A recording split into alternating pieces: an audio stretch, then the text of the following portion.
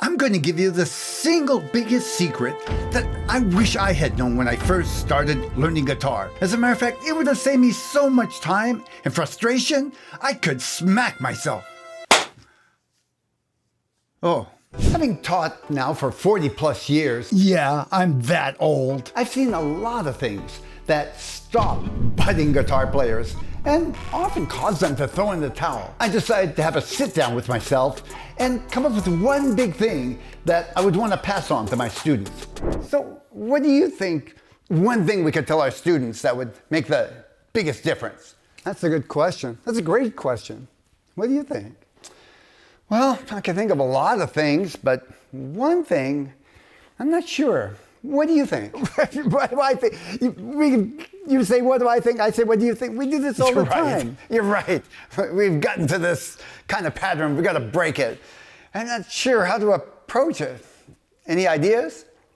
That's a good question. It's such a beautiful day. Let's take this conversation outside.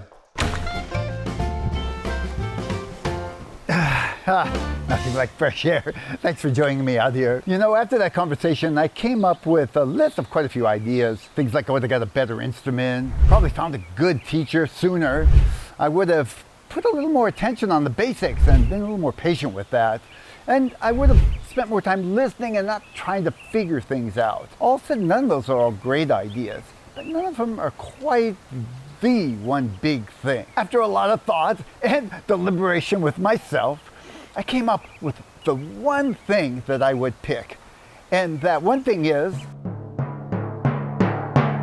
you're probably thinking I'm gonna say practice more. Well, it's a good guess, but that's not quite it. The single most important thing I would tell my beginner self is the habit of practice. I would make a concerted effort to develop the habit of practice. Isn't that the same as practicing more? Nope. It sounds like it on the surface, but it's not.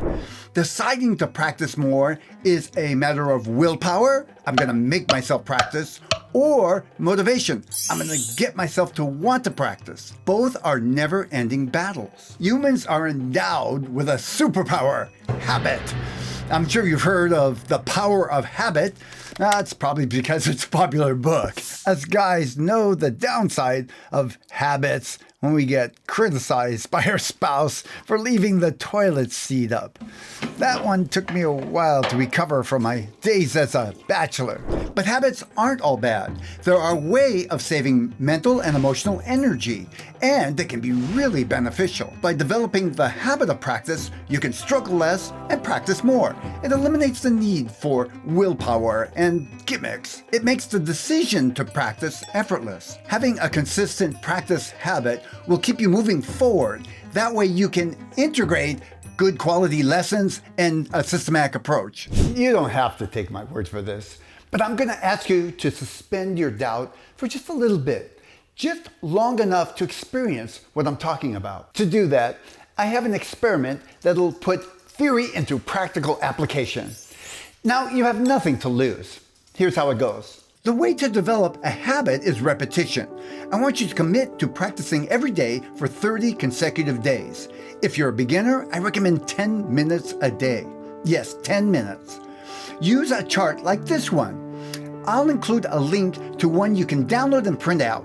Each day you practice, write an X. Here's what it looks like after a couple of weeks. Now that you've got a handle on that power of creating a practice habit, the next big question I get is, how long do I need to practice? Or more to the point, I don't have time to practice. Well, I'm going to propose that you can make this work with as little as 10 minutes a day. Watch this next video and I'll explain how to make the most out of that 10 minutes and why this can be such a powerful practice technique.